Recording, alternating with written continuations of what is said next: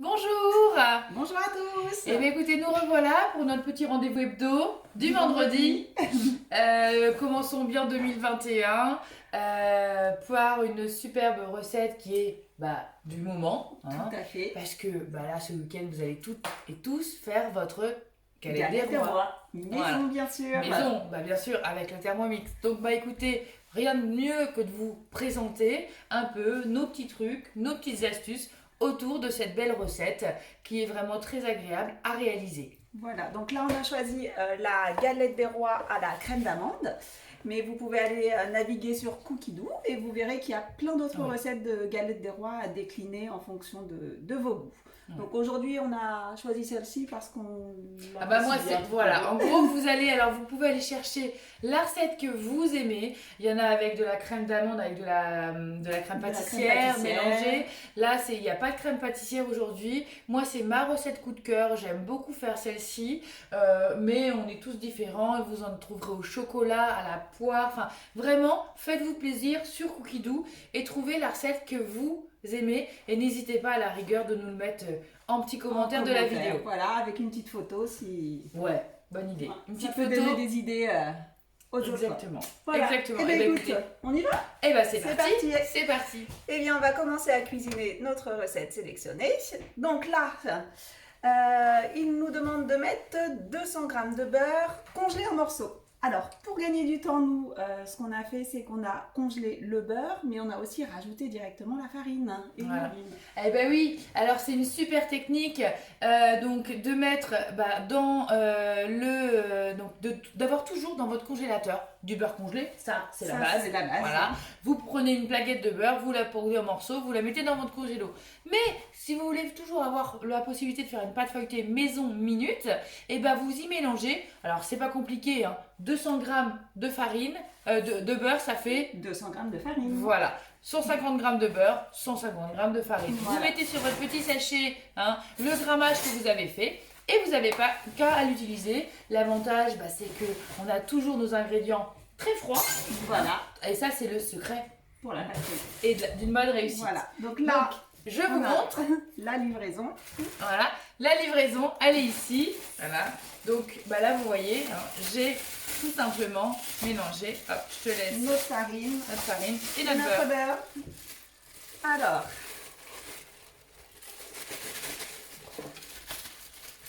voilà, donc ça c'est top.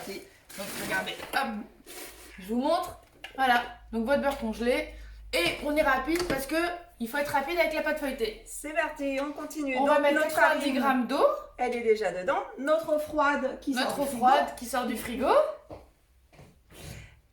On a notre petite assistante. Ah oui, voilà, en baguette, je vous la voyais pas, mais elle est là pour nous aider. Merci. Je t'en prie. Alors là, on va être précis. Donc notre balance est bien à 0. Vas-y, je te dis on est parti sur 90 g.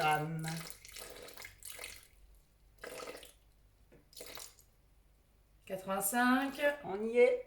Allez, encore une petite goutte. Alors essayez, c'est vrai que voilà, on est effectivement précis. Ça permet effectivement d'avoir une pâte qui est ni trop collante ni trop effectivement sèche. Donc là on fait suivant. Hop. C'est parti.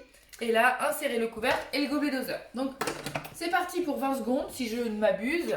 Voilà, 20 secondes. 20 secondes à vitesse 6. C'est parti.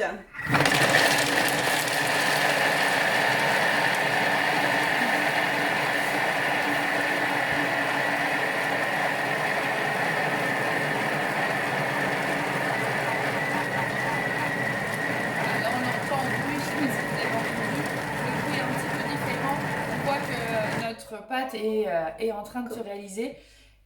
Ah, j'ai de la farine sur les mains. Alors, voilà. Donc là, donc vous devez avoir des petits grains de chou-fleur. Ça doit faire comme un petit peu des grains de chou-fleur. Vous voyez, on voit bien les tout petits morceaux de beurre. Voilà, dans notre pâte. Donc, hop, on farine très légèrement. Notre plan de travail. Et vous connaissez la technique. On tourne les couteaux pour bien décoller tout ce qui est au fond. Hop.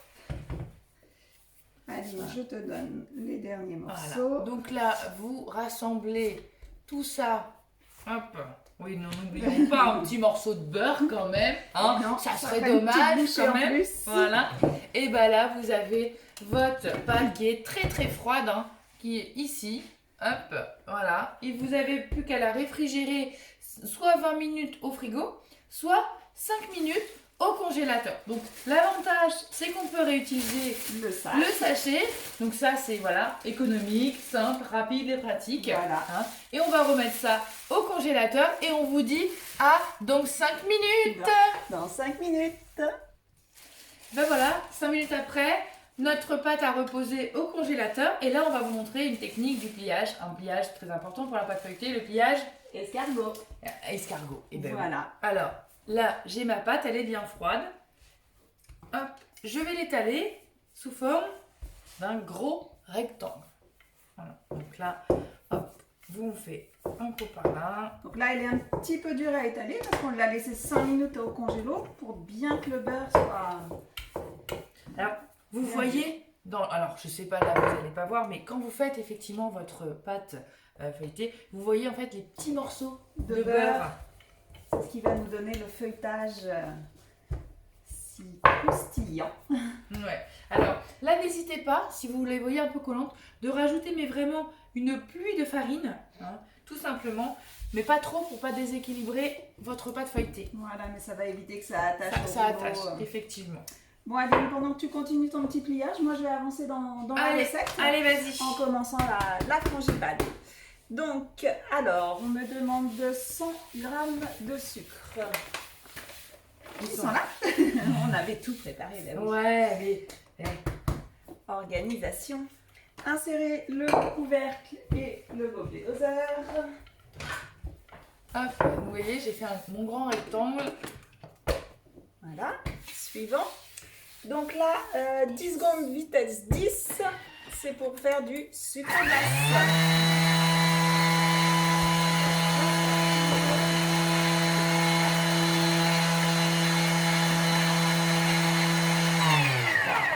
Alors, vous avez vu notre grand rectangle.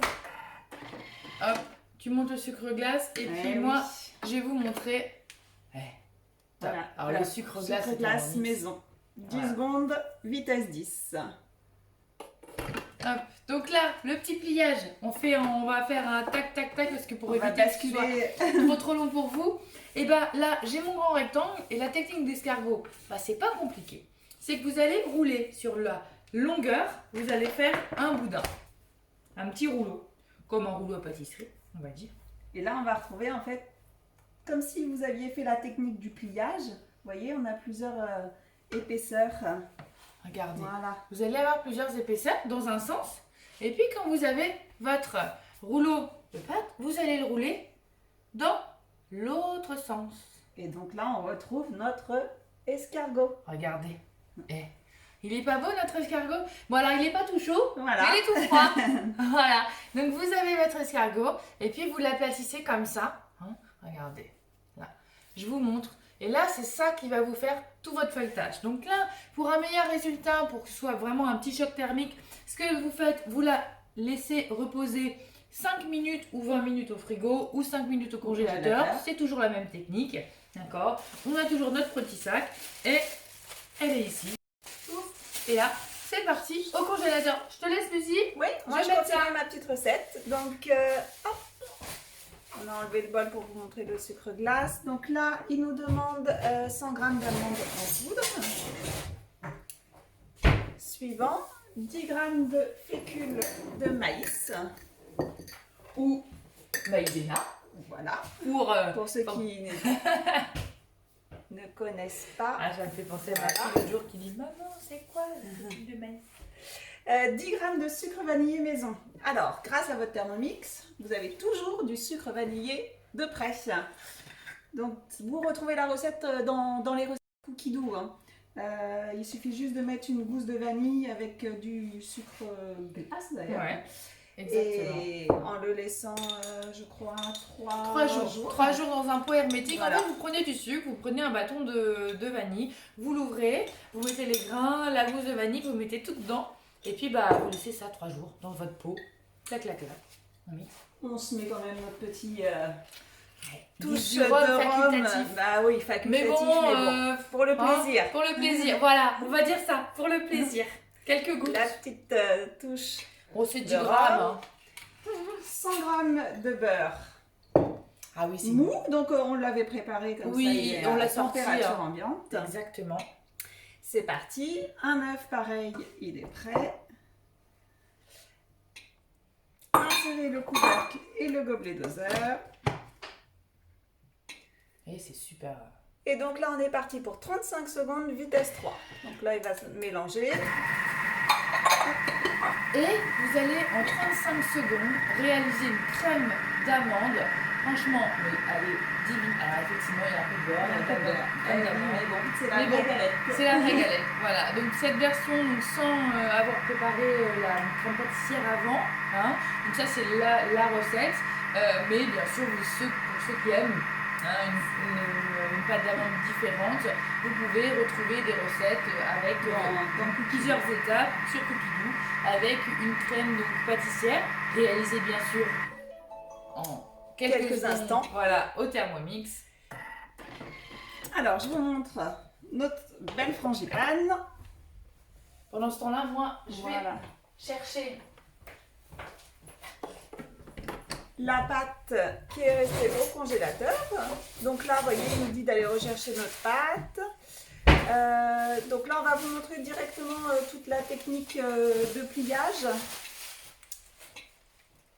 Hop. Enfin, de pliage, de montage maintenant. Exactement. Le pliage est fait. Il n'y a plus qu'à, on a notre pâte, on a notre crème, et ben là, on va faire C'est notre galette. Donc là, je coupe en deux mon escargot, alors toujours hein, bien dans le sens de des spirales, pardon. Voilà, je cherchais mon mot. Donc là, vous coupez en deux, vous réservez un disque d'un côté, et puis voilà, je vais faire. Je vais remettre au congélateur hein, pour toujours bien garder sa pâte fraîche. Ça, c'est vraiment le secret. Hein. Et puis toujours hein, votre petite pluie de farine hein, pour avoir possibilité de bien travailler votre pâte. Donc, Lucie est partie nous préchauffer le four hein, pour avoir effectivement déjà le four tout prêt. Votre disque du bas doit être plus grand que celui du haut. Oui. Hein. Donc, ça, c'est la petite astuce qu'on découvre lorsqu'on fait notre première galette.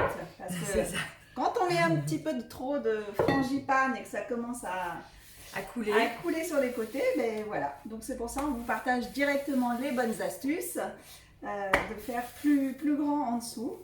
Hop. Donc l'avantage, là, on a pris un petit tapis avec un disque. Voilà. Alors c'est plutôt plus facile. Bah oui, exactement. Alors, ça fait le bon bon diamètre. Exactement. Et bien écoutez, regardez. Là, hop, un petit peu ici. Et puis bah là, on n'aura plus qu'à la garnir. Allez. On y va? Ici, on est parti. Vous êtes prêts? Alors, est-ce que tu veux mettre un petit papier sulfurisé en dessous, comme ça peut-être après on pourra la glisser dans le four? Très bien. Très bien. Je vais aller te chercher ça. Regardez. Alors oui, pour pouvoir la transporter, etc. plus facilement. Hein, vous voyez, elle se travaille très bien. Hein, vous voyez, elle n'est pas collante et ça c'est vraiment agréable. Voilà. Donc c'est vrai qu'on ne met pas au début le papier sulfurisé parce qu'on n'arrive pas, sinon ça glisse. Voilà. Hein. Donc voilà. Et bien écoutez, pendant ce temps-là, On y va? moi je fais l'autre disque. Voilà. Donc moi, je dépose ma frangipane sur la pâte. Alors, on ne vient pas la mettre, on se garde 1 cm à lui, c'est ça? C'est ça, un petit centimètre autour. Voilà. Pour après que l'on puisse poser notre disque supérieur et le sceller. Alors, dans notre frangipane, on voit des petits morceaux noirs. Ben, c'est tout simplement les petits morceaux de vanille de notre sucre vanillé de maison. C'est là qu'on voit qu'on utilise des produits Naturel. Voilà. Alors. Hop. Donc grâce à ma spatule, hein, comme d'habitude, je peux aller chercher ma frangipane tout au fond de mon bol pour ne rien perdre. Voyez.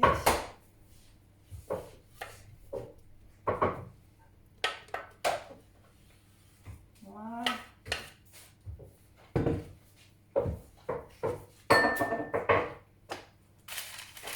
Et et ça par contre c'est génial. Le temps que tu fasses l'intérieur, et ben moi, hop, je finalise exactement mon deuxième disque. Voilà, donc on essaye de faire une épaisseur régulière hein, pour lors du partage de la galette qu'il n'y ait pas de favoritisme. Et puis, on n'oublie pas quoi?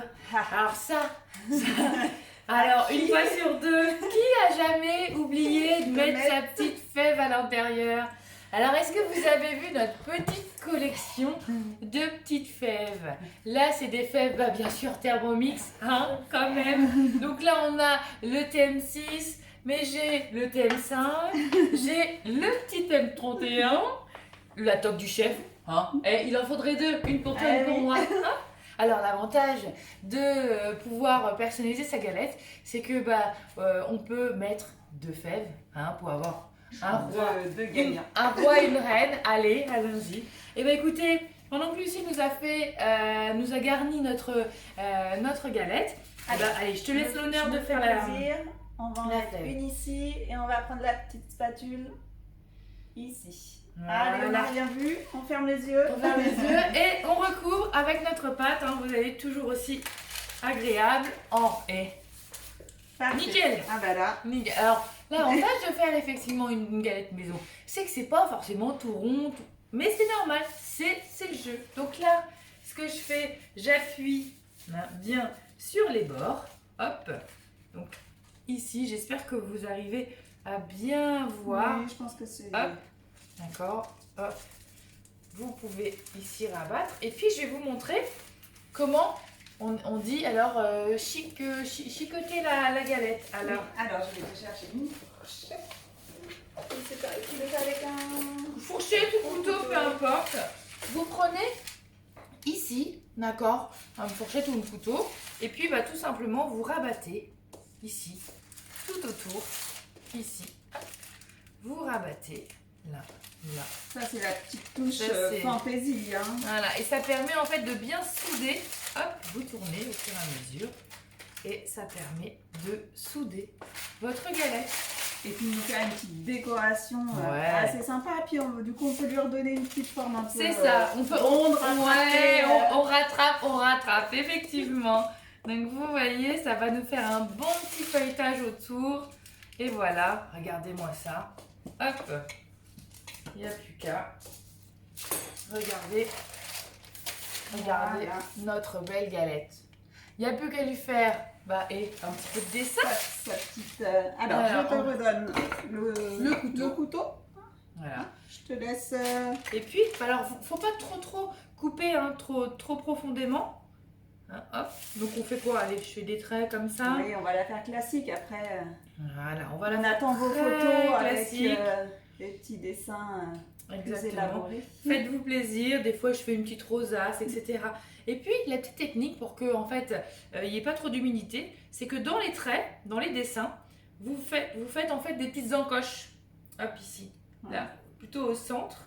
Voilà, pour qu'entre guillemets la vapeur d'eau puisse s'échapper de votre galette et que vous ayez un croustillant très sec, d'accord, et qu'il n'y ait pas trop d'humidité. Exactement. Et bah écoutez, là on a pu cabadigeonner notre galette de jaune d'œuf et puis bah, on revient pour effectivement le glaçage. On est là pour le glaçage, alors le temps de faire un peu de technique. Là j'ai mon jaune d'œuf.